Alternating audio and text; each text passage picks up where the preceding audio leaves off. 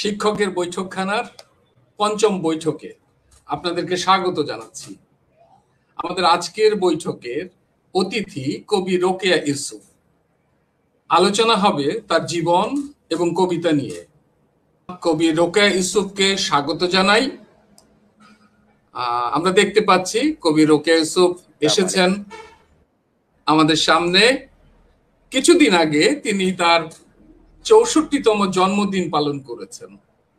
পেছনেই তার পুত্রবধূ দাঁড়িয়ে আছেন, যিনি তার ছায়া সঙ্গী হিসেবে আছেন সব সময়। তো কেমন আছেন আপনি রোকেয়া আপা? ভালো আছি। আচ্ছা, তো ধন্যবাদ। আমরা শুরুতেই আপনি ভালো আছেন তো? জি আলহামদুলিল্লাহ, আমি ভালো আছি। কবি রোকেয়া ইউসুফ সম্পর্কে আমরা কিছু কথা শুনে নেব। এই কথাগুলো বলবেন আমাদের ইকবাল সিদ্দিকী কলেজের বাংলা বিভাগের প্রভাষক জনাব শাহানা শিলা। শাহানা শিলাকে অনুরোধ জানাচ্ছি কবি রোকেয়া ইউসুফের সংক্ষিপ্ত পরিচিতি উপস্থাপন করার জন্য। ধন্যবাদ স্যার আপনাকে আমাকে কথা বলার সুযোগ দানের জন্য। শিক্ষকের বৈঠকখানায় আজ আমাদের অতিথি হয়ে আছেন কবি রোকেয়া ইউসুফ। আপনাকে আসসালামু আলাইকুম, আশা করি আপনি ভালো আছেন। আমি কবি রোকেয়া ইউসুফের নীল ধ্রুব তারা বইয়ের যে তার সংক্ষিপ্ত পরিচিতি আছে তা পাঠ করছি। কবি রোকেয়া ইউসুফ জন্মগ্রহণ করেছেন ১৯৫৬ সালের ১৮ অক্টোবর ঢাকার পানিয়ানগরে। তার পৈতৃক নিবাস মুন্সিগঞ্জ জেলার বিক্রমপুর লৌহজং থানার পয়সা গ্রামে। তার বাবার নাম আব্দুল মোতালিব খাঁ এবং মা হচ্ছেন মনোরা বেগম। মাত্র ১১ বছর বয়স থেকেই লেখালেখি শুরু করেন তিনি। জগন্নাথ বিশ্ববিদ্যালয়ের ইতিহাসে MA পড়া অবস্থায় প্রাতিষ্ঠানিক শিক্ষার সমাপ্তি ঘটে তার। তিনি কবিতা, গল্প, উপন্যাস, শিশু সাহিত্য রচনা করেছেন। এ পর্যন্ত তার প্রকাশিত গ্রন্থের সংখ্যা ২০টি। ২০০৫ সালে প্রকাশিত ঢাকার উপভাষায় রচিত কাব্যগ্রন্থ তারাবানু এবং অন্যান্য কবিতা ও ২০১৮ সালে দিলের টুকরা দেশ ও বিদেশে ব্যাপক সাড়া যায়। কবি রোকেয়া ইউসুফ রচিত কাব্যগ্রন্থগুলো হচ্ছে নীলাঞ্জনা শোনো, তারাবানু এবং অন্যান্য কবিতা, দিলের টুকরা, সোনালী ভালোবাসার রূপালী দিনরাত্রি, মা, মাটি ও শেকড়ের কাব্য, ছিন্ন সুতার ঘুড়ি, মায়ের জন্য এক গুচ্ছ গোলাপ, তবুও বাংলাদেশ, অমৃত দহন। কবি রোকেয়া ইউসুফ উপন্যাসও লিখেছেন। তার উপন্যাস হচ্ছে শুধু ছবি নও, মুক্তিযুদ্ধের নীলকণ্ঠী মেয়ে, চৈতালি পূর্ণিমা রাতে। ছড়া লিখেছেন রানীর জন্য ভালোবাসা। শিশু সাহিত্য রচনা করেছেন তিনি। আর শিশু সাহিত্যগুলো হচ্ছে জিন পরি ভূতের গল্প, ভূত রহস্য। কবি রোকেয়া ইউসুফ সম্পর্কে মোহাম্মদ মাহফুজুল্লাহ বলেছেন, মিসেস রোকেয়া ইউসুফ কবি হৃদয়ের অধিকারিণী। তার হৃদয়ের যে কবিতা ও ছন্দধ্বনির অধ্যবসায়, তিনি যে কিছুটা ব্যঙ্গ কৌতুক প্রবণ, তার কবিতায় তার পরিচয় বিধৃত। মনীষ ঘটক বা যুবন্যাসের বুচি কবিতার ভাষার সঙ্গে মিলিয়ে পড়লে তার স্বতন্ত্রের এবং শক্তির দিকটি আমরা অনুভব করতে পারি। ঢাকার আদিবাসী এবং স্থায়ী বাসিন্দা, বিশেষত পুরান ঢাকার বাসিন্দারা যেমন কৌতুক প্রবণ, রঙ্গ রসে পরিপূর্ণ, তেমনি তাদের মুখের ভাষা ও গুলিতে রয়েছে কৌতুক ধর্মিতা ও রঙ্গরসের আমেজ। রোকেয়া ইউসুফের কাব্য ভাষায় এবং কবিতায় কোন কোন বিষয়ের কৌতুক ধর্মিতা ও সত্তার পরিচয়ও পাওয়া যায়। তিনি ঢাকার আঞ্চলিক ভাষায় কবিতা রচনার পরীক্ষা নিরীক্ষার জন্য অবশ্যই সাধুবাদের যোগ্য। তাকে আমাদের পক্ষ থেকে আন্তরিক অভিনন্দন ও শুভেচ্ছা। ধন্যবাদ জনাব শাহানা শিলাকে। তার যে এই ৬৪ বছরের জীবন, এটা এই ৪-৫ মিনিটে উপস্থাপন করা সম্ভব না। তারপরেও আমরা যতটা সম্ভব তাকে তুলে ধরার চেষ্টা করেছি। আলাপচারিতার মধ্য দিয়ে আরো হয়তো জানবো। তো আমরা তার যে ছায়া সঙ্গী আছেন পুত্রবধূ, তার কাছ থেকে একটু শুনে আসি তিনি তার শাশুড়ি সম্পর্কে কি বলেন। রোকেয়া ইউসুফের পুত্রবধূ জাকিয়া সুলতান। হ্যাঁ, আসসালামু আলাইকুম। জি, আমি জাকিয়া সুলতানা, কবি রোকেয়া ইউসুফের বড় ছেলের বউ। তো আম্মু সাথে আমার দীর্ঘ 18 বছরের মানে উনাকে আমি চিনি। তারপর উনি একজন খুব ভালো মানুষ। মানে মা হিসেবে, শাশুড়ি হিসেবে অনেক ভালো মানুষ। তারপর তার সাহিত্য চর্চা তো আছেই। আমি অবশ্য ওভাবে বলতে পারি না। তারপর একটু চেষ্টা করব। তার সাহিত্য চর্চার জন্য সে যথেষ্ট পরিমাণে ইয়া করে। তারপর আমাদের এখানে সমাজসেবাতেও সে প্রচুর পরিমাণে কাজ করছে আমাদের এই এলাকার জন্য, দেশের জন্য।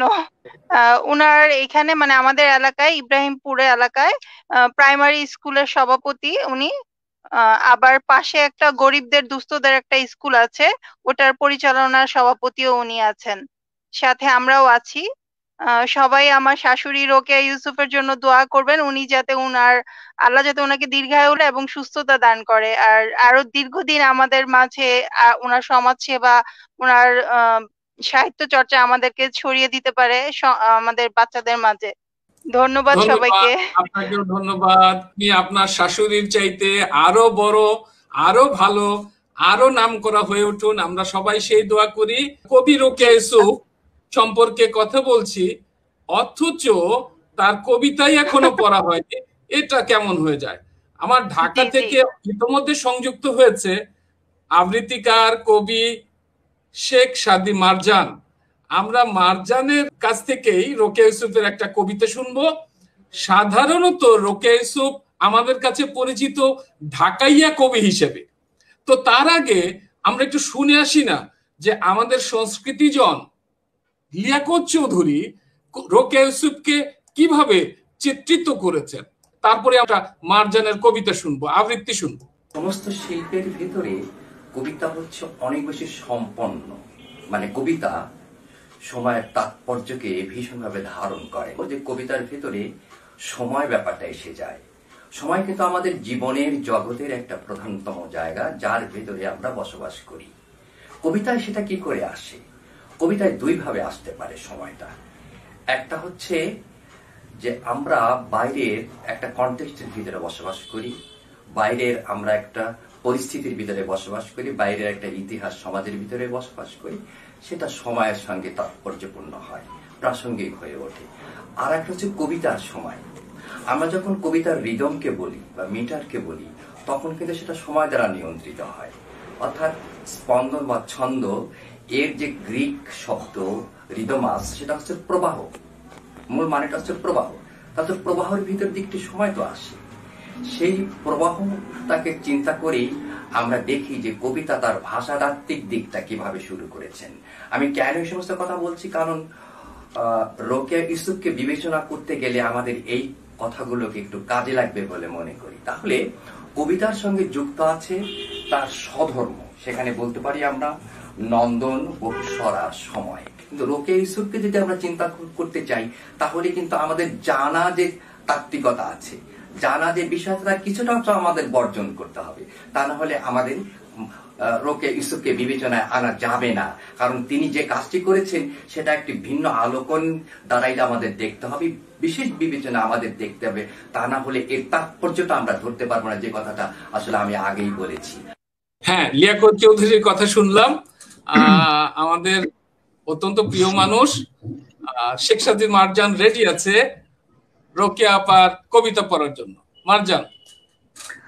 আসসালামু আলাইকুম, সবাইকে শুভেচ্ছা, ভালোবাসা। রোকেয়া আপাকে অনেকদিন পর দেখছি, সর্বশেষ প্রায় 2 বছর আগে শেষ দেখা হয়েছিল রোকেয়া আপার সাথে। একটু বলি, রোকেয়া আপার সাথে আমার প্রথম পরিচয় 2016 সালে কবি বহুমাত্রিক লেখক সাজ্জাদ কাদিরের মাধ্যমে বাজিতপুরে অনুষ্ঠিত হয়েছিল জাতীয় কবিতা দিবসের। সে অনুষ্ঠানে রোকেয়া ইউসুফ আপার সাথে আমরা একই সাথে যাওয়ার সুযোগ হয়েছিল এবং পরবর্তীতে অনেক কথা। রোকেয়া আপার লেখার একটি বিশেষ বৈশিষ্ট্য রয়েছে, সেটা আমরা সবাই জানি, ঢাকাইয়া ভাষা। রোকেয়া আপার এই ঢাকাইয়া ভাষার রচনা বাংলাদেশের প্রথম শ্রেণীর শ্রদ্ধা আবৃত্তিজন ভাস্বর বন্দ্যোপাধ্যায় একটি কবিতা পড়েছিলেন বছর 2 আগে পাবলিক লাইব্রেরিতে একটি অনুষ্ঠানে। সে অনুষ্ঠানে রোকেয়া আপা উপস্থিত ছিলেন না, তো ভাস্বরদা বলেছিল যে আমি দুঃসাহস করছি এই কবির একটি কবিতা পড়ার। তো ভাস্কর বন্দ্যোপাধ্যায় রোকেয়া আপার কবিতা পড়েছিলেন। তো যাই হোক, ঢাকাইয়া ভাষা একদমই আমার আয়ত্তের বাইরে, আমি একদমই জানি না, কিন্তু রোকেয়া আপার অন্য একটি বই থেকে মায়ের জন্য একগুচ্ছ গোলাপ, সেই বইয়ের থেকে আমি ছোট দুটি কবিতা পড়ছি। বিশেষ করে এই কবিতাগুলো আমার খুবই ভালো লেগেছে, মাকে নিয়ে লেখা। তো পড়ছি রোকেয়া আপার আমি ছোট ছোট দুটি কবিতা। মাগো তুমি দাও ক্ষমা, করেছি অনেক পাপ, করগ্রহণ আমার হাতের গুচ্ছ এই গোলাপ। আরেকটি কবিতা পড়ছি। আকাশ খুশি, বাতাস খুশি, খুশি জলে স্থলে, আরো সেতে আল্লাহ খুশি, মা বলে ডাক দিলে। ধন্যবাদ সবাইকে। আর রোকেয়া আপার এই দুটো কবিতা একদম আমার হৃদয় ছুঁয়েছে, তাই আমি এই কবিতা দুটোই পছন্দ করেছি পড়ার জন্য আজকের এই অনুষ্ঠানে। কারণ এই কবিতা দুটো খুব সংক্ষিপ্ত হলেও আমার কাছে মনে হয়েছে ব্যাপ্তি অনেক বেশি, যার কারণে আমি এই দুটো কবিতা আজকে পড়ার জন্য বাছাই করেছিলাম। ধন্যবাদ সবাইকে। ধন্যবাদ শেখ সাদি মারজানকে। তো ইজাজ আহমেদ মিলন লিখেছেন সঙ্গেই আছি। ওদিকে আমাদের কি বলা, আমাদের রোকেয়া আপার খুব পরিচিত গোলাম রব্বানী টুপুল জানিয়েছেন শুভেচ্ছা রোকেয়া আপাকে। আরো অনেকেই শুভেচ্ছা জানিয়েছেন, আমরা সেগুলো একটু পরে আসব। তো আবার একটু দেখে আসি যে আমাদের লিয়াকত চৌধুরী কি বলছেন রোকেয়া আপা সম্পর্কে। কবিতাকে যদি আমাদের চিন্তা করতে হয় তাহলে বর্তমান বিশ্বকেও চিন্তা করতে হবে। বর্তমান বিশ্ব একটি পণ্যগ্রাহী সমাজ, একটি কনজিউমার বেসড একটি সোসাইটি, সেখানে পণ্যই বড় কথা, কবিতায় পণ্য হয়ে ওঠে। কিন্তু কবিতা যখন পণ্য হয়ে উঠবে তখন আমাদের ভিতরে তখন একটা উন্মত্ততা এসে যাবে পণ্যগ্রাহিতার জন্য। কবিতা যদি সেখানে যায় তাহলে কবিতা তার সময়কে আর বিবেচনায় রাখে না। এখন কবিতা যদি আসলে আমাদেরকে চিন্তা করতে হয়, বহুসর চিন্তা করতে হয়, সময়কে চিন্তা করতে হয়, তাহলে রোকেয়া ইউসুফ যে কবিতাগুলো নির্মাণ করেছেন তিনি একটি বিশেষ ভাষা তিনি নির্মাণ করেছেন। এটা কিন্তু আঞ্চলিক ভাষা নয়, একটি বিশেষ ভাষা। আমাদের আর্য ইউরোপীয় যে ভাষাটা আছে ভারতীয়, সেখানকার সঙ্গে এই ভাষাটা যুক্ত হতে পারে। অর্থাৎ এই ভাষাটার নাম 3 রকমের হতে পারে, ঢাকাইয়া ভাষা, কুর্দি ভাষা, পুরো ঢাকাইয়া ভাষা। তাহলে কোনটা আমরা বিবেচনা করবো এখন আমি সঠিক নই, তবে আপাতত আমি এটা ঢাকাইয়া ভাষা হিসেবেই এই কথাটাকে বলতে চাই। তিনি ঢাকাইয়া ভাষাকেই এইখানে এনেছেন, তার কবিতার ভিতরে তিনি এনেছেন। আমি মূলত তালাশ তার কাব্যগ্রন্থ থেকে কয়েকটা কবিতা পড়েছি এবং সেখান থেকেই আমার আসলে বিবেচনাটা আমার রাখতে হচ্ছে। যদি আমি বলি যে এই ভাষা একটি ভিন্ন ভাষা, তাহলে এই ভাষাটাকে আমাদের শিখতে হবে, তার উচ্চারণ পদ্ধতি আমাদের শিখতে হবে, তার আর্টিকুলেশন ম্যানারটা আমাদের শিখতে হবে। তাহলে এই কবিতাটা আমরা উড়িয়ে দেব, কারণ এই ভাষাটার একটা পারফরমেন্স ওরিয়েন্টেড একটা জায়গা আছে। অর্থাৎ এই কবিতা যিনি জানবেন তিনি এটাকে পারফরমেন্স করতে পারবেন, তিনি জানবেন না তিনি শুধু আক্ষরিক ভাবে এটা পড়তে পারবেন কিন্তু এর টানটি কিন্তু ধরতে পারবেন না। তার কবিতার ভিতরে যেটা আমরা সবসময় লক্ষ্য করে দেখি, তিনি তার কবিতার সত্তার ভিতরে যে দ্বন্দ্বগুলো আছে, যে দ্বিরালাপগুলো আছে, তিনি কিভাবে সেই দ্বিরালাপগুলোকে তিনি আসলে এখানে নিয়ে এসেছেন। আমি একটু উদাহরণ দিয়ে আপনাদেরকে একটু বোঝাতে চাই। তার তালাশ কবিতার ভেতরে আপনি যখন লক্ষ্য করবেন তখন দেখবেন, মজায়া পীড়িতের দিল করি আশ্বাস, কোন দেশে গেলে পামু তোমার তালাশ। দেখেন, আপনি লক্ষ্য করেন যে প্রথমেই কিন্তু একটা সত্তার সঙ্গে তার কবিতার সত্তার যে কন্টেন্টটা, তার সঙ্গে কিন্তু একটা দ্বিরালাপ, একটা ডায়লগ তৈরি হয়ে গেছে। এবং শেষের দিকে যখন যাই আমরা, গলায় বান্দা কবে পীড়িতের ফাঁস, আখেরে করবা তুমি আমার তালাশ। অর্থাৎ যে ট্রাজেডিটা আমরা দেখি, তার এই যে তালাশ করছেন যিনি, তার ট্রাজেডি আমরা লক্ষ্য করি। এই যে প্রাপ্তির যে আশাটা এবং অপ্রাপ্তির যে বেদনা তিনি যে ফুটিয়ে তুলেছেন তার ভাষার ভিতর দিয়ে, তিনি যে ভাষায় কথা বলেন, নাই নাই তুমি নাই চান তারা খালি, যদ্দূর দেখা যায় কাজলের কালি। অর্থাৎ তিনি তার লোকভাষাকে ব্যবহার করেছেন, লোক চিন্তাকে ব্যবহার করেছেন, তার ঐতিহ্যকে চিন্তা করেছেন। এগুলো চিন্তা করে তিনি কথাগুলোকে বলেছেন এবং এই তার সঙ্গে ক্রমাগত একটি দ্বিরালাপ তিনি তৈরি করেন। হ্যাঁ, যে কথা শুনছিলাম দেখছিলাম সেটা হলো যে লিয়াকত চৌধুরী বলছিলেন তার তালাশ কবিতা নিয়ে। তাহলে এই তালাশ কবিতা আমরা এখন একটু শুনে আসি আবৃত্তি। তালাশ আবৃত্তি করছেন ইকবাল সিদ্দিকী হাই স্কুলের প্রধান শিক্ষক জনাব সিরাজুল হক। স্যার ধন্যবাদ আপনাকে। প্রথমে রোকেয়া আপাকে শুভেচ্ছা এবং অভিনন্দন জানাই। অনেকদিন পর আপাকে দেখলাম। আপার কণ্ঠে সেই পুরান ঢাকার ভাষায় তার যে ঐতিহ্যবাহী কবিতা, এটা আমার কাছে সহ আমার সহকর্মীদের সবারই খুব ভালো লাগে। উনার মতো করে এত সুন্দর করে আবৃত্তি করতে পারবো না, কিন্তু আমি চেষ্টা করছি উনার তালাশ কবিতাটি পড়ার জন্য। মজাইয়া পিরিতে দিল করি আশফাস, কোন দেশে গেলে পামু তোমার তালাশ, পাতালে নাইমা যায় জিন্দা মরা, হেইহানে নাই তুমি ঠন ঠইনা পড়া। বরাপের রাজত্বি খাড়া উত্তরে, আলিসান পর্বতে পেরেসান বাড়ে, দক্ষিণে গেলে লাগে সিদরের দ, তিয়াসে শুকাইয়া আমার অথই সাগর, পূবে গেলে রোশনায় লুটিপুটি খায়, আওয়া যাওয়া দেহনে নাইকে সময়, পশ্চিমে মোডবে দিয়া আমি নিরুপায়, তাবে ঘুরি আতিপাতি তোমার আশায়, পুরি দূর আসমানি শূন্যের ঘরে, হেইহানে যদি থাকো মেঘের ওপারে, নাই নাই তুমি নাই সান্তারা খালি, যদ্দূর দেখা যায় কাজলের কালি, বেসুমার দিন রাত আয়া গেল পার, দেহি না তোমারে দুই নয়নে আমার, আর কতকাল তুমি নিথুর পাষাণ, পরাণ ধইরা দিবা পরাণের টান, আর কত কান্দুম একলা আমি, আমার কান্দনে কবে কানবা তুমি, গলায় বাইন্দা কবে পীড়িতের ফাঁস, আখেরে করবা তুমি আমার তালাশ। ধন্যবাদ আপাকে। ভালো থাকবেন, সুস্থ থাকবেন, অনেকদিন বেঁচে থেকে আমাদেরকে অনেকগুলো কবিতা উপহার দিবেন সেই প্রত্যাশা করছি। লিয়াকত চৌধুরী এই তালাশ কবিতা বলার সঙ্গে সঙ্গেই আমরা তালাশের আবৃত্তি শুনলাম। যার কবিতা নিয়ে কথা হচ্ছে, যার জীবন নিয়ে কথা হচ্ছে, সেই রোকেয়া আপার কোনো কথাই এখন পর্যন্ত আমরা শুনিনি। তাই রোকেয়া আপার এই মুহূর্তের উপলব্ধি শুনতে চাচ্ছি আমরা এখন জনাব রোকেয়া ইউসুফ। আমার খুবই ভালো লাগছে, আমি আসলে ভাষায় বোঝাতে পারবো না।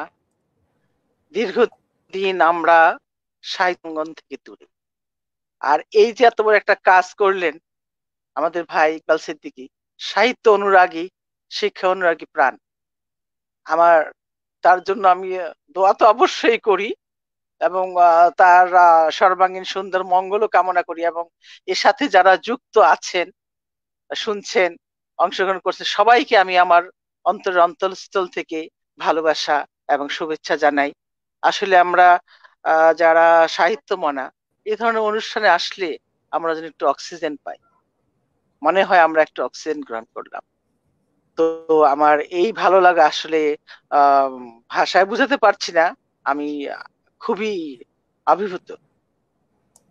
তো সেই সাথে আমি ইকবাল সিদ্দিকী ভাইকে আবারও ধন্যবাদ জানাচ্ছি এবং কৃতজ্ঞতা স্বীকার করছি তার কাছে, উনি যে বড় একটি কাজ করছেন এই কবি সাহিত্যিকদের নিয়ে। এটা আসলে আমরা তো লিখি, যারা লিখছি লেখার জন্য চেষ্টা করছি, কিন্তু এই লেখকদের তুলে ধরার কাজটা আমাদের সমাজে কজন করে, এই কাজটা যারা করছেন তারাই আসলে সাহিত্য অন্তঃপ্রাণ।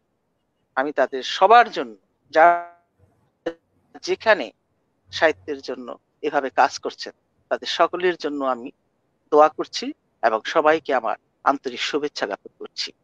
ধন্যবাদ আপা। ইমামুল মুত্তাকিন তিনি কবি রোকেয়া ইউসুফ ম্যামের সুস্বাস্থ্য নেক হায়াত কামনা করছি মন্তব্য করেছেন। মাহবুব আলম রবিন সালাম দিয়েছেন। সুলতানা হারুন লিখেছেন বাহ দারুণ আয়োজন। অমিতাভ হালদার, আপনি তাকে চেনেন, কবিতা দিবসের বিভিন্ন দায়িত্ব পালন করে। অমিতাভ হালদার আপনাকে আদাব জানিয়েছেন। সোহেল রানা, কবি রোকেয়া ইউসুফের কবিতা ও জীবন আরো সুন্দর ও জনপ্রিয় হোক এই কামনা করি। অচিনপুরের রাজকন্যা সালাম দিয়েছেন। আশরাফুল আলম সালাম দিয়েছেন কবি রোকেয়া ইউসুফকে। মামুন রায়হান ধন্যবাদ দিয়েছেন। আজিম হোসেন ইমো, আমি শেখ সাদি মারজানের আবৃত্তির ফ্যান, তিনি মারজানকে ধন্যবাদ দিয়েছেন। অসাধারণ প্রতিভার অধিকারী কবি রোকেয়া ইউসুফকে শুভেচ্ছা, লিখেছেন রবিউল ইসলাম। ইসরাত জাহান ঝর্ণা লিখেছেন খুব ভালো লাগছে অনুষ্ঠানটি, স্যার আপনাকে ধন্যবাদ। আফরোজা আব্বাস লিখেছেন গুণী মানুষকে নিয়ে চমৎকার আয়োজন, ধন্যবাদ স্যার। শাহের বানু, কবিতা দিবসের আয়োজন করা হয়েছিল বলে আপনার মতো একজন গুণী কবিকে আমি খুব কাছ থেকে দেখার সুযোগ পেয়েছি, সেজন্য আমাদের প্রিন্সিপাল স্যারকে ধন্যবাদ জানাই। লাভলি প্রধান, অসামান্য আবৃত্তি। শফিক ইসলাম বলেছেন ধন্যবাদ স্যার, ধন্য হতাম যদি প্রিন্সিপাল স্যারের কণ্ঠে সেই পুরান ঢাকাইয়া ভাষায় কবিতার 2 চরণ শুনতে পেতাম। বাপরে, আমি তো খুব ভালো পারি না, চেষ্টা করব যদি সময় থাকে। আবুল হোসেন রিজন বলেছেন ওনার জীবনী শুনে খুব ভালো লাগলো। আজাদুল ইসলাম বলেছেন জন্মসূত্রে হামার রংপুরের কবি রোকেয়া ইউসুফ আপার জন্য অনেক শুভেচ্ছা, দীর্ঘজীবী হন। মারুফ মোল্লা লিয়াকত স্যারকে ধন্যবাদ জানিয়েছেন। আশরাফুল আলম লিয়াকত স্যারকে ধন্যবাদ জানিয়েছেন। যাই হোক, আমরা অনেকগুলো মন্তব্য বললাম। সুজাউল করিম খুব সুন্দর আবৃত্তি। রফিকুল ইসলাম সালাম জানিয়েছেন। রফিউল ইসলাম, নূরে আলম কবিকে দেখতে পেয়ে অনেক ভালো লাগলো। পলাশ দাস আদাব ম্যাম আদাব জানিয়েছেন। তো আমরা এই যে শুনে আসলাম যে কবি রোকেয়া ইউসুফকে আমরা চিনেছি কবিতা দিবসের মাধ্যমে। প্রথম রোকেয়া ইউসুফকে আমরা দেখেছিলাম 2014 সনে। 14 সনে তিনি এসেছিলেন প্রথম কবি সাজ্জাদ কাদিরের সঙ্গে আমাদের নয়নপুরে, আমাদের স্কুলের ক্যাম্পাসে। তো সেই ক্যাম্পাসের একটা ছবি আমরা রোকেয়া আপাকে দেখতে পাচ্ছি, সেখানে তিনি চা খাচ্ছেন। এই খাওয়া আর কোনোদিন শেষ হবে না, ছবি এমন ভাবে আমরা তুলে রেখেছি। আমরা যে রোকেয়া ইউসুফকে চা খাইয়েছি সেটার প্রমাণ সবার সামনে তুলে ধরলাম। রোকেয়া ইউসুফ দর্শক সারিতে ছিলেন অন্যান্য দর্শকদের সঙ্গে, সেখানে আরো কবিদের দেখা যাচ্ছে। আমি ছিলাম রোকেয়া ইউসুফের পাশে, এটা মনে হয় তার পরের বছর। রোকেয়া ইউসুফ মায়ের জন্য ভালোবাসা সেই বইটি উপহার দিচ্ছেন আমাদের লাইব্রেরির জন্য। এই কবিতা দিবসের ছবি এগুলো। এই 2014 সনের আরেকটা ছবি আছে, এই যে সেখানেই সেই দিবসেরই একটি ছবি, এটা আমরা এর আগেও দেখেছি। এখানে সাজ্জাদ কাদির, তারপরে আফরোজা অদিতি এবং মিসেস সাজ্জাদ কাদির এখানে রয়েছেন। 2017 সনে এই কবিতা দিবসের অনুষ্ঠানে তিনি এসেছিলেন, কবিতা পাঠ করছেন। এবং এখানে দর্শক সারিতে আমরা সাজ্জাদ কাদিরের বাল্যমন্দ, অধ্যাপক ডাক্তার হাফিজউদ্দিন, সমকাল পত্রিকার ভারপ্রাপ্ত সম্পাদক কবি মুস্তাফিজ শফি এবং এদের সঙ্গে সাজ্জাদ কাদিরের পরিবারের সদস্যদের সঙ্গে আমরা রোকেয়া আপাকে দেখতে পাচ্ছি। আর এবার রোকেয়া আপাকে দেখতে পাচ্ছি খুবই হাস্যোজ্জ্বল। আমরা সাধারণত কবিতা দিবসের বিকেল বেলায় সবাইকে হাতে তৈরি মোয়া খাওয়াই, সেই আমার দেওয়া একটি মোয়ার উপহার অন্য পাশে বকুল আশরাফ দাঁড়িয়ে হাসছেন, আমাদের গাজীপুরের আরেক কবি, সেখানে এই ছবিতে ধরা পড়েছেন। তো রোকেয়া আপার অনেকগুলো ছবি দেখে আসলাম। তাহলে এবার আবার একটু যাই যে আসলে যার কথা বলা যায়, ছবি আসলো বারবার, সেই কবি সাজ্জাদ কাদিরের সহধর্মিণী আফরুনা বাবলি, তিনি রোকেয়া আপাকে নিয়ে কিছু কথা বলেছেন, একটু শুনে আসি। বাবলি ভাবি কি বলেছেন? রোকেয়া আপা তো আমাদের কবি রোকেয়া ইউসুফ খুবই একজন ভালো মানুষ, উনি আমাদের কাছে মানুষ বলতে যাকে বলা যায় ঠিক তাই। আর সাজ্জাদ কাদিরের খুবই প্রিয় কবি ছিলেন। সাজ্জাদ কাদির যেখানেই যেত রোকেয়া আপাকে সবসময় সঙ্গে করে নিয়ে যেত এবং রোকেয়া আপাকে বিশেষভাবে অনুরোধ করত আগে থেকেই যে যেন রোকেয়া আপা প্রস্তুত হয়। সেই জন্য এখনো আমিও কোথাও কোনো কবিতার অনুষ্ঠান হলে রোকেয়া আপাকে মনে করাইছি যে আপা ওই জায়গায় অনুষ্ঠান হচ্ছে, আপনি যাবেন কিনা। তা আপা হলো একটা বিরল প্রতিভার, ঢাকার ভাষার উপরে যে তিনি কবিতা লেখেন এটা একটা বিরল প্রতিভা আমি মনে করি। এবং তার এই লেখা এবং বাচন ভঙ্গি এবং উচ্চারণ একদম অরিজিনাল ঢাকার লোকরা যেভাবে কথা বলে ঠিক সেই রকম। কারণ আমার জন্ম লালবাগ কেল্লার পেছনে, আমি ঢাকা অরিজিনাল লোকের সঙ্গে বসবাস করে বড় হয়েছে, আমিও অত সুন্দর করে উচ্চারণ করতে পারি না। উনি যেইভাবে কবিতা আবৃত্তি করেন এবং বুঝান, জন্য আমার রোকেয়া আপার কবিতা খুবই ভালো লাগে। এবং একবার একটা কথা আমার খুব মনে হয়, সেটা হলো আমরা একবার ব্রাহ্মণবাড়িয়া বেড়াতে গেছিলাম এক কবিতার অনুষ্ঠানে। যাই হোক, সেইখানে রোকেয়া আপা একটা সাজ্জাদ কাদির সবসময় বলতো যে না আপনাকে আগে দেওয়া যাবে আপনার কবিতা হবে না, আপনি সবার কবিতা পড়েন।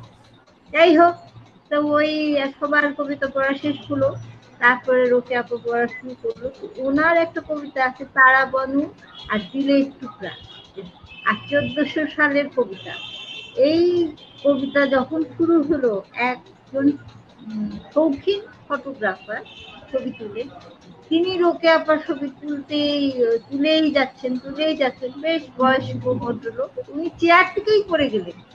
এইটা নিয়ে তো আমরা মানে হাসি। সেখানে সে কবিতার একটা লাইন ছিল যে হাজির বিরিয়ানি ফ্রি। সেই ভদ্রলোক বললো যে আমার ছবি রোকেয়া আপার জন্য ফ্রি। এইটা আমার আজও মনে পড়ে, সেই কবিতার অনুষ্ঠানে যে এই যে ফ্রি মানে হাজির বিরিয়ানি ছবি। আমি ভাই আমাদের ছবি ফ্রি হবে না? বলে হ্যাঁ হ্যাঁ অবশ্যই হবে, আপনার সঙ্গে আসছেন যখন তখন অবশ্যই ফ্রি হবে। এইভাবে আমাদের রোকেয়া আপার সাথে চলা। এখন অবশ্য রোকেয়া আপা সেভাবে মুভ করতে পারে না, নড়াচড়া করতে পারে না, শারীরিক কারণে। ওনার মাঝখানে অসুস্থ হয়ে পড়েছিলেন, করোনায় আক্রান্ত হয়েছিলেন, নানান কারণে উনি এখন গৃহবন্দী বলা যায়। সবাই এখন আমরা গৃহবন্দী। তারপরেও আমি মনে করবো যে রোকেয়া আপাকে আমি সবসময় বলি যে আপনার এত সুন্দর প্রতিভা, এই প্রতিভাটা নষ্ট করবেন না। আপনি সবসময় লেখালেখির ভিতরে থাকবেন, লিখবেন, অবসর সময় কি করেন। আমি রীতিমতো আপাকে সবসময় তারা দিয়ে বেড়াই যে আপা কি লিখলেন, আজকে কি করলেন, এই আর কি বলবো আপা সম্পর্কে। আপা আমাদের খুবই কাছে, খুবই মানে লোক আর কি, আন্তরিক। আমি তো কবি নই যে কবিতার সম্পর্ক অত ভালো বিশ্লেষণ তার আমি দিতে পারবো না। আপনারা যারা শোনেন বোঝেন তারা তো আরো ভালো বিশ্লেষণ করতে পারে। ধন্যবাদ কবি সাজ্জাদ কাদিরের সহধর্মিণী জনাব আফরোনা বাবলি কবি রোকেয়া ইউসুফ সম্পর্কে তার উপলব্ধি বললেন। তো কেউ এর মধ্যে অনেক শুভেচ্ছা জানিয়েছেন। আমিরুজ্জামান স্যার, আপনাকে অনেক ধন্যবাদ, আপনার মাধ্যমে আমরা অনেক কিছু জানতে পারছি। আপনাকেও ধন্যবাদ জনাব আমিরুজ্জামান। মন্তব্য করেছেন ভেরি নাইস বানান ঠিক করতে হবে বাবা। তো যাই হোক, আশরাফুল আলম ম্যামের কণ্ঠে কবিতা শুনতে চাই, তার মানে রোকেয়া আপা আপনার কণ্ঠে কবিতা শুনতে চাচ্ছে। যারা দর্শক রয়েছেন প্রস্তুতি নিয়ে ফেলুন, এক্ষুনি আপনার কবিতা শুনবো। ফারহানা কাউসার বলেছেন গুণী কবি রোকেয়া ইউসুফ, আপনার সম্পর্কে জানতে পেরে খুব ভালো লাগছে ম্যাম। আপনার কণ্ঠে একটি ঢাকাইয়া কবিতা শুনতে চাই, বিশেষ অনুরোধ রইল। আপনার সুস্থতা ও দীর্ঘায়ু প্রার্থনা। শিরিন আক্তার বলেছেন আপনাকে ধন্যবাদ, সুস্থ থাকেন, আমাদের মাঝে বারবার ফিরে আসেন, এই আশা করি রোকেয়া ইউসুফ আপার কাছে। জান্নাতুল ময়না বলেছেন গুণীজনদের নিয়ে মুখরিত আমাদের শিক্ষকের বৈঠকখানা, স্যার আপনাকে ধন্যবাদ। কবি রোকেয়া ইউসুফ আপাকে অনেক ধন্যবাদ, যার জন্য ঢাকায় ভাষার কবিতা শুনলাম। স্যারকে ধন্যবাদ অনুষ্ঠান আয়োজন করার জন্য। রুমি রওশন আরা বলেছেন এটা। ইসমত আরা মুন্নি বলেছেন স্মৃতিগুলো আবারও বাস্তবে দেখতে ইচ্ছা করে, ইনশাল্লাহ দেখবেন। তারপরে জিয়ারুল ইসলাম বলেছেন শিক্ষার মাধ্যমে বিনোদন যা মনকে আনন্দ দেয়। কাজী নজরুল ইসলাম বলেছেন আমরাও আছি আপনার সঙ্গে। রোকেয়া ইউসুফ ঢাকাইয়া কবিতার প্রাণ। না, রোকেয়া ইউসুফ শুধু ঢাকাইয়া কবিতা নয়, তিনি কবিতারই প্রাণ। শ্রদ্ধেয় কবি রোকেয়া ইউসুফকে আমি দেখেছি 2019 সালে, অনেক ভালো লেগেছিল তার কবিতা ও আবৃত্তি। এবারের কবিতা দিবসে ওনার কবিতা আবৃত্তি শোনার অধীর আগ্রহে ছিলাম, আজও তাই, খুব ভালো লাগছে। যাই হোক, আমরা তাহলে যাই। রোকেয়া আপা বারবার ডিসকানেক্টেড হয়ে যাচ্ছেন কেন আমরা ঠিক জানি না। তো রোকেয়া আপার কাছে যাই, যে তিনি সবাই শুনতে চাচ্ছে তার একটি কবিতা। আশা করব যে রোকেয়া আপা আমাদেরকে এখন একটি তার স্বরচিত কবিতা শোনাবেন। ধন্যবাদ ইকবাল ভাই। আসলে আপনাকে তো পেয়েছি সাজ্জাদ ভাইয়ের কারণেই পেয়েছি, তার মাধ্যমে পেয়েছি। আর অনেক ভাইয়েরা আছেন, বোনেরা আছেন। সাজ্জাদ ভাইয়ের সাথে দীর্ঘ পথ চলা, তার কাছে অনেক ঋণী আমরা সবাই। উনি একজন বিরাট গুণী মানুষ ছিলেন। তো আজকে যারা আমার প্রাণের মানুষরা বারবার শুভেচ্ছা জানাচ্ছেন আমাকে, তাদের সবাইকে আমার আন্তরিক শুভেচ্ছা, তাদের সবার জন্য আমার শুভ কামনা। কবিতা শুনতে চেয়েছেন, হ্যাঁ আমরা আসলে নেটের কারণেও অনেক ডিস্টার্ব হচ্ছে। তো যাক, কবিতা শুরু করার কথা বলছেন সবাই। কাল এত সুন্দর একটা আয়োজন, কবিতা পাঠের আসর। তো প্রথমে আমি কবিতার শিরোনাম এসেছে হেমন্ত আজ। অত্যন্ত দুঃখজনক, আবারও নেটওয়ার্কের সমস্যার কারণে রোকেয়া আপা বিচ্ছিন্ন হয়েছেন, বেশ দূরে চলে গেছেন। আবার ফিরে আসলে আমরা তার কবিতা শুনবো, শুনি তার কোনো মন্তব্য, আর কি কি মন্তব্য আছে তাকে নিয়ে। ম্যামের কণ্ঠে কবিতা শুনতে চাই। একই ধরনের প্রস্তাব এসআই তুষার বলেছেন প্রেম প্রার্থনা কবিতাটার আবৃত্তি শুনতে চাই। আপা আসতে আসতে তাহলে কি করা যায়, লাইনে নাই আপা, তাহলে এই অভাব পূরণ করবে কে? অভাব পূরণ করার জন্য আমি একটু চেষ্টা করি। আপা আসতে আসতে কবিতা প্রেম প্রার্থনা কবিতার কথা বলেছেন, প্রেম প্রার্থনা কবিতাটা সামনে দিয়েছি। এটা রোকেয়া ইউসুফের লেখা। দিল সোহাগী, সোহাগ বানু, আমার পরাণের সোহাগ, তুই আমার কলজার টুকরা, জানের জান, অমাবস্যার চান, মগর তুই বড় পাসান। যত পীড়িতের চিঠি আমি তোর কাছে লেখছি, ওইসব বেবাক যদি বক্তিমা বানান যাইতো, আমি বিহালা একদিনে বাংলাদেশের নেতা হয়ে যেতাম। যজ্ঞা সোহাগ বানুর মজনু আমি, সিংহাসনে লাত্তি মারি, ব্রিটিশের সেই রাজা লাহান। বিশ্বাস কর সোহাগ, তোর বিরহে যত চোখের পানি আমি নীরবে ফেলাইছি, এইসব যদি জমায় রাহন যাইতো, একদিনে ফরাক্কা সমস্যার বি একটা সমাধান হয়ে যাইতো। ইমানে কইতাছি সোহাগ, কোনদিন যদি সম্রাট শাহজাহান হইবার পারি, তুই জিন্দা থাকতে আমি তোর নামে তাজমহল বানায় ছাইরা দিমু। তামাম দুনিয়ার মানুষ চায়া চায়া দেখবো প্রেম কারে কয়। তোর লেগা বাপের কালে এই জানটা বি কুরবানি দিবার পারি। তুই যে আমার বসরাই গোলাপ, দিনের রোশনাই, গোরস্তানের আগরবাতি, তোর লেগা আমার আসমান ফিরি, জমিন ফিরি, হাজির দোকানের বিরিয়ানি বি ফিরি। তুই যদি চাস কসম খোদার, চান্দিনা টাঙ্গায়া এই দিলদারে পল্টনের জনসভা বানাই দিমু। তামাম দেশবাসীর সামনে খাড়ায় তুই ক্যালাস মার্কা একখান ভাষণ দিবি, আর একবার, খালি একবার বুকে হাত দিয়া হাসা কইরা কবি, জুম্মন আলী, তুমি আমার মনের মানু, আমি তোমারে ভালোবাসি। তো রোকেয়া আপার অ্যাবসেন্সে আমি একটু পড়ার চেষ্টা করলাম, জানি অনেক উচ্চারণ সঠিক হয়নি, মানে একটা কি বলা হয় যে প্রক্সি দিলাম আর কি। তো প্রক্সি দিতে দিতে আমরা শুনে আসি লিয়াকত চৌধুরী রোকেয়া আপার এই ধরনের কবিতা সম্পর্কে কি বলেছে। আরেকটি কবিতার কাছে আমরা যেতে পারি, বুড়িগঙ্গার কান্না। অসাধারণ কবিতা আমি বলবো। এই যে ভাষায় তিনি বলেছেন, ওই ভাষায় আমরা কিন্তু এটা বলতে পারতাম না। অনেকে পরিবেশ নিয়ে আমরা কাজ করি, অনেকে পরিবেশের কথা বলি, বুড়িগঙ্গার কথা বলি, কিন্তু যখন বুড়িগঙ্গার কান্নাকে তিনি বলেন, বুড়িগঙ্গা গাং আমারে বাঁচাও, এবং চমৎকার একটি পরিবেশ বান্ধব একটি কবিতা, যেখানে এই কবিতাটি পড়লে আমরা এমন আবেগের জায়গা, আবেগ বলতে একটা সময়ের ব্যাপার, আবেগ একটি সময়ের সঙ্গে যুক্ত থাকে, সেটাকে আমরা পেয়ে যাই, এবং বুড়িগঙ্গার কান্নাটা আমরা নতুন করে আসলে এটা দেখতে পারি। আরেকটি কবিতার কাছে যেতে পারি আমরা, সেটা হচ্ছে প্রেম প্রার্থনা। সেখানে প্রেম আসছে, প্রেমের সঙ্গে প্রাপ্তি অপ্রাপ্তির ব্যাপার আছে। সেখানে অনেক জায়গাগুলোতে তিনি ইমানে কইতেছে সোহাগ, কোন দিন যদি সম্রাট শাহজাহান ওইবার পারি, তুমি জিন্দা থাকলে আমি তার নামে তাজমহল বানাইয়া ছাড়িয়া দিমু।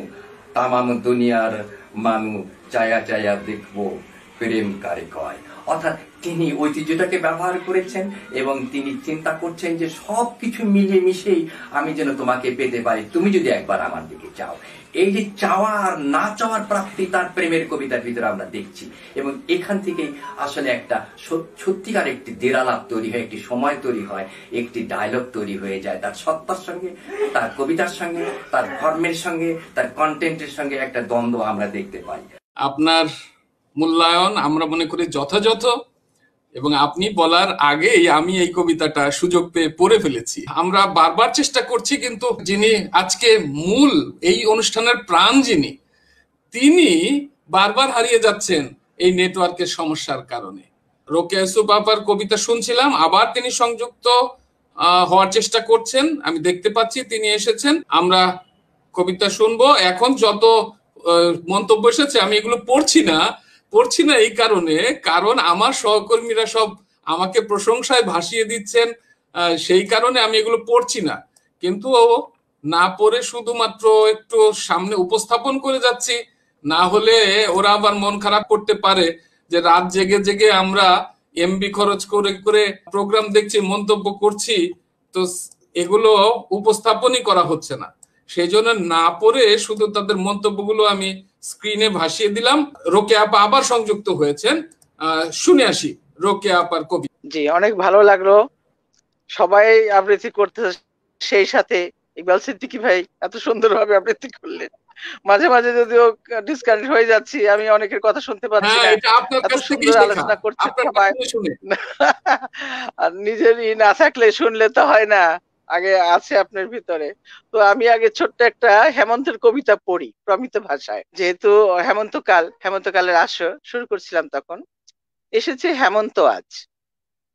চেয়ে দেখো আজ দিগন্ত বিথারি পাকা ফসলের মাঠ, মিঠি করা রোদ, কাঁচা সোনা সুখ, শিশির পরশে ভেজা স্নিগ্ধ সকাল, সান্ধ্য কুয়াশায় জোনাকির ঝিলমিল, বিষণ্ণ কাশের বন, ধ্যানী তপস্বিনী, কৃষকের গৃহকোণ, লক্ষ্মীর ভান্ডার, নবান উৎসবে উচ্ছ্বসিত আবলে বৃদ্ধ বনিতা, সুখ সুখ অনুভবে আনন্দ বিভাবরী, ধন্য ধন্য কলরোল কিষানী শস্য সঙ্গীতে, সে কি তোমার জন্যে নয়? তুমি বলো আর নাই বা বলো, জেনে তো গেছি আমি, এত সব আয়োজন, নৈবেদ্য, অঞ্জলি, হেমন্ত তুমি এসেছো তাই, তোমার জন্যে শুধু। তুমি আসলেই সুখ আসে, আনন্দ আসে, আসে বৈভব আমাদের ঘরে ঘরে। হেমন্ত তুমি থাকো আমাদের মাঝে সারাটি বছর জুড়ে। এবার আমি আমার দেশের একটি কবিতা পাঠ করছি। সেই সাথে ভালো লাগলো অনেকের পরিচিত মুখ দেখে। দেখলাম আমার বাবলি ভাবিকে, আমার প্রিয় ভাবি, যাকে আমার দিলের টুকরা বইটি আমি উৎসর্গ করেছিলাম, তার উৎসাহী আমি এই বইটি করেছিলাম। তো ভাবিকে আমার সালাম। শুরু করছি একটি দেশের কবিতা।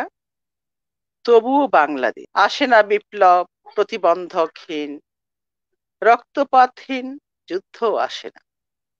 প্রতিটি বিপ্লব মুক্তির সংগ্রাম, সংগ্রামী যুদ্ধ, যুদ্ধের পরে আসে শান্তি, শান্তির জন্য চাই বিসর্জন, প্রেম, প্রচেষ্টা আর প্রজ্ঞার সম্মিলন।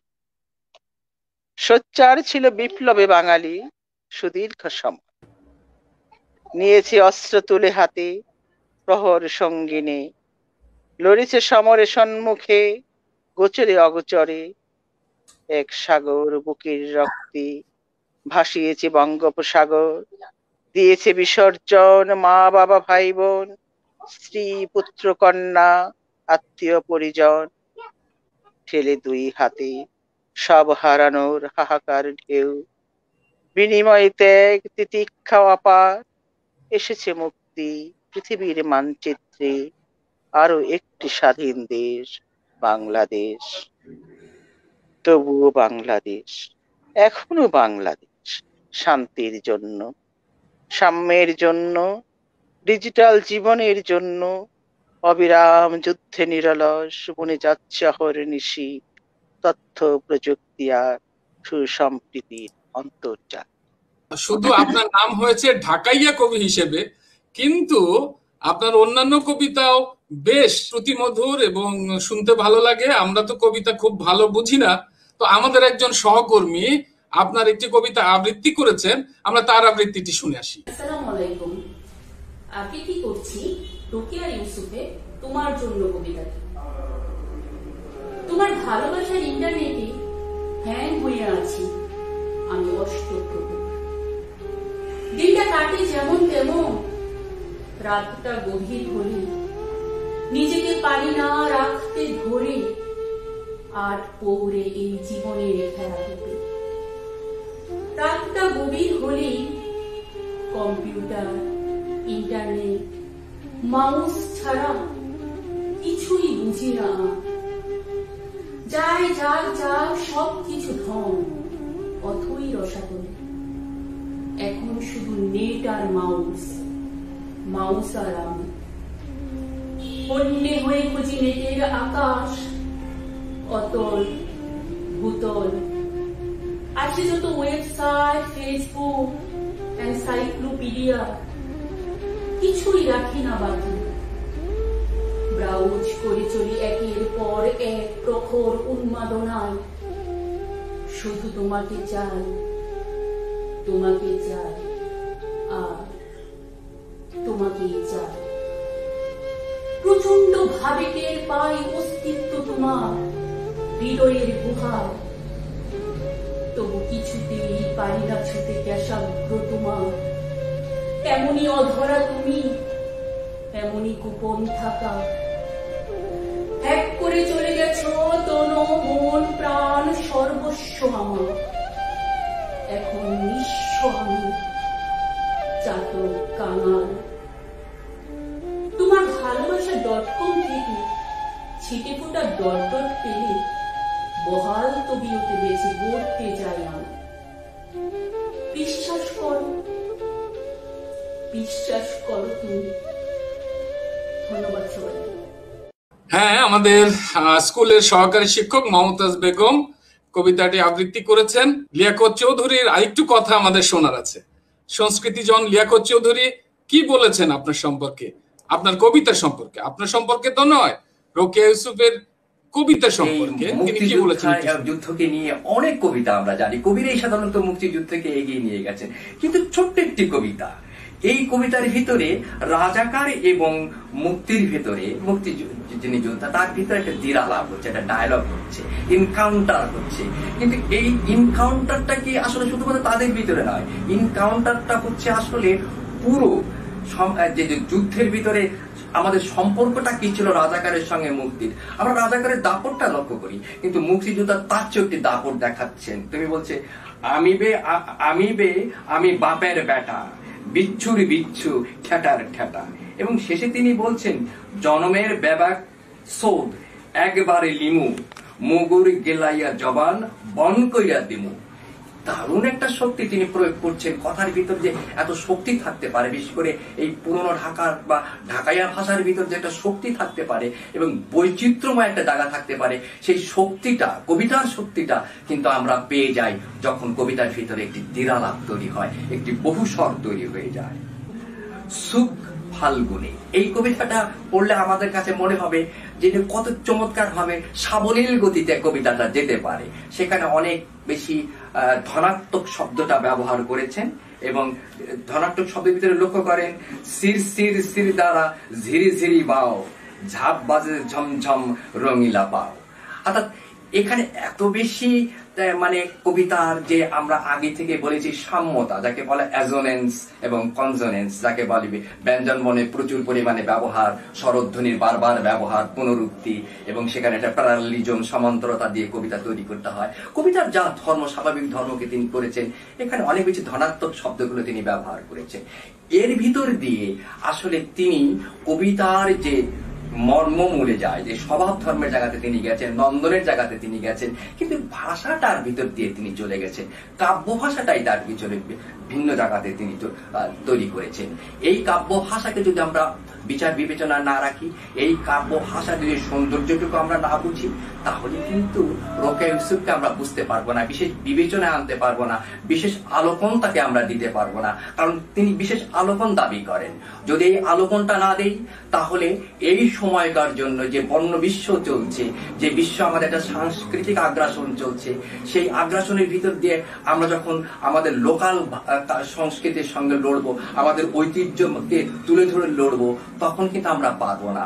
অর্থাৎ রোকেয়া ইউসুফের কবিতা হচ্ছে একটি আন্দোলন, সময়ের আন্দোলন, সময়ের দ্বন্দ্ব এবং সময়ের দিরালাপ। সেই দিরালাপটা যদি আমরা না বুঝি, তাহলে কিছুতেই আমরা রোকেয়া ইউসুফের কবিতাকে আমরা একটা বিশেষ দীপ্তি দিতে পারবো না। এই কবিতা যে একটি আন্দোলন করে, একটি চ্যালেঞ্জের জায়গাতে চলে যায়, সেটা কিন্তু আমরা বুঝতে পারবো না। যে কবিতাটির কথা তিনি শুরুতে বলেছিলেন এই পর্বের আলোচনায়, রাজাকার মুক্তি কথন, রাজাকার বলছে কোন হালার আছে এমন বুকের পাটা, যে রাজাকার কয়া মারে আমারে ঝাঁটা। মুক্তি বলছে আমি বাপের বেটা, বিচ্ছুর বিচ্ছু, ঠেটার ঠেটা। রাজাকার আবার বলছে চুপ বেটা মুক্তি, একেবারে চুপ, বেশি কথা কইবি তো খাবি এক কোপ। রাজার হদর আমি চুন কুট্টা দিমু, চুবি মাইরা ঠোঁট তোর আটকাইয়া দিব। মুক্তিযোদ্ধা বলছে, হাট বেটা রাজাকার বজ্জাত বেগানা, মুক্তি মাইরা যাওন অত সোজা না, এমন কেচকা মায়ের আমরা জানি, রাজা গুজা এক ঘাটে খাওয়াই পানি। তুই তবে চামচিকি ফ্যান চাটা খুনি, ধুনোকে ফেলাইয়া তোরে দিমু তুলা ধুনি। চুবির বদলা লিমু পেরাক দিয়া, কোপের বদলে দিমু বাম মুছিয়া। জনমের বেবাক সোদ একবারে লিমু, মুগুর গিলায়া জবান বন কইরা দিমু। তো এই সুযোগ পেয়ে রোকেয়া আপার অনুপস্থিতিতে আমি সুযোগ মতো এটা পড়ে ফেললাম। এসেছেন রোকেয়া আপা আবার, আমরা রোকেয়া আপার কাছে শুনবো। আমাদের অনুষ্ঠানের প্রায় শেষ। লিয়াকত চৌধুরীর কাছে একটু যেতে চাই, 1-2 মিনিট অন্তত। তিনি আমাদের সাথে লাইভে ছিলেন, তাকে আনলাম না, কেমন হয়? তো রোকেয়া আপা আসলে কি বলতে চাচ্ছেন, আমরা শেষ কথা রোকেয়া আপার কাছ থেকে আজকে শুনবো। এই অনুষ্ঠানের শেষ পর্যায়ে এসে গেছি। জি রোকেয়া আপা। অনেক অনেক ভালো লাগতেছে আপনার আবৃত্তি, অসাধারণ অসাধারণ আবৃত্তি। আবার আমাদের লিয়াকত ভাইয়ের আলোচনা ডিস্টার্ব হচ্ছে যদিও খুব, আমাদের নেটে অনেক কিছু বলার ছিল, তবে তা আমি বঞ্চিত করতে চাই না যারা আমার সাথে আছেন। ঢাকাইয়া ভাষার ছোট্ট আমার প্রথম লেখা কবিতাটা পড়ছি, একটু হচ্ছে আর কি সাউন্ডে, তারপরেও পাঠ করছি। কবিতার শিরোনাম 1400 সালের কবিতা। কবিতা শুনবার চাও এই 1400 সালে?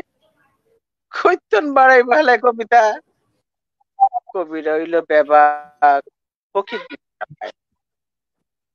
কবিতা অনেকে পছন্দ করে জানি, মজা কবিগত কেউ ছ্যাপটাও পোছে না।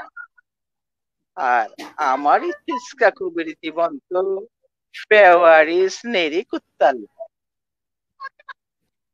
তোমাকে সবার সবাক আমি শুনবা, তবে আজকার ব্রেকফাস্টে ফিরছে আমার তাইলে। বিয়ান বেলা ঘুম ভাঙলো বাপ জানের ডাকে, সুন্দরবনের মধুল্লাহান মিডা মিডা আবে হালার কাউলা বান্দির পো, ব্রেকফাস্ট খাবার খাবলা মেয়েরা ধইরা দেখি বেরেকের বাসন, নুনে পান্তায় গড়াগড়ি, একেবারে বুড়ি সংসার। আমার সন্ধানী চৌকের ভাষা পুরা বাপ বিহালায় দেখলেই বুঝে, সিকরাম পুরা পানি রাঙ্গা দেখান ঠোক উল্টায় দিয়া কয়, কেলা খাইবা না কেলা নবী সলিমুল্লাহর পুত? জন্মদাতা না চাইদাতা। চান্দির মেয়েদের চাটি মাইরা কয়, আব্বে কবিতাওয়ালা দেহস কি মনে নাই? 1300 সালের জুয়ান কবি চান্দের রুটি বানায় রাইখা গেছে তার জ্বালা। তোরা 1400 সালের কবিরা নয়া কি আর করবি? কবিতা পুইরা ভর্তা বানায়া খাদ্য সমস্যার সমাধান, বাসি পেটে কি আর কবিতা বার হয়? তো এর কতক্ষণ আছে সময় জানি না। ইকবাল ভাই কিছু বলবেন? আসলে লিয়াকত ভাইয়ের অনেক কথা আমার শোনার ছিল। তো লিয়াকত চৌধুরী আছেন আমাদের সঙ্গে, ওনার কথা আমরা খুব সংক্ষেপে একটু শুনতে চাই, ইতিমধ্যে আমাদের সময় শেষ হয়ে গেছে। সালাম। এই ধরনের অনুষ্ঠান সবসময় শিক্ষামূলক। আমি মনে করি এই ধরনের অনুষ্ঠান চলবে এবং এই ধরনের কবিদের নিয়ে আমরা ব্যতিক্রমধর্মী কবিদেরকে নিয়ে আমরা আলোচনা করব এবং প্রিন্সিপাল ইকবাল সিদ্দিকী এই ধরছেন এবং এই ধরনের অনুষ্ঠানে আমি থাকতে পেরে নিজেকে ধন্য মনে করছি। আবারও দেখা হবে। ধন্যবাদ। ধন্যবাদ লিয়াকত চৌধুরীকে। অনুষ্ঠানের আমরা শেষ পর্যায়ে শেষ করবো একটি গান দিয়ে। আপনারা জানেন বাংলা কবিতা দিবসের প্রথম আয়োজন যখন এখানে হয়েছিল 2014 সালে, আমাদের সহকর্মী জনাব লক্ষণ দেবনাথ তিনি তখন বেঁচে ছিলেন। তো তারই মেয়ে মনীষা দেবনাথ, এখন সে আমাদের কলেজ থেকে পাশ করে রাজশাহী বিশ্ববিদ্যালয়ে ইংরেজিতে অধ্যয়ন করছে। তো সেই মনীষা দেবনাথের একটি গান দিয়ে আজকে আমাদের অনুষ্ঠান শেষ করব। যারা শুনলেন তাদের সবাইকে আবারও ধন্যবাদ। আগামী শনিবার রাত 8টায় আবার নতুন কোন অতিথিকে সঙ্গে নিয়ে আপনাদের সঙ্গে দেখা হবে শিক্ষকের বৈঠকখানার 6ষ্ঠ বৈঠকে। সেই প্রত্যাশা রেখে আমি আজকের মতো বিদায় নিচ্ছি।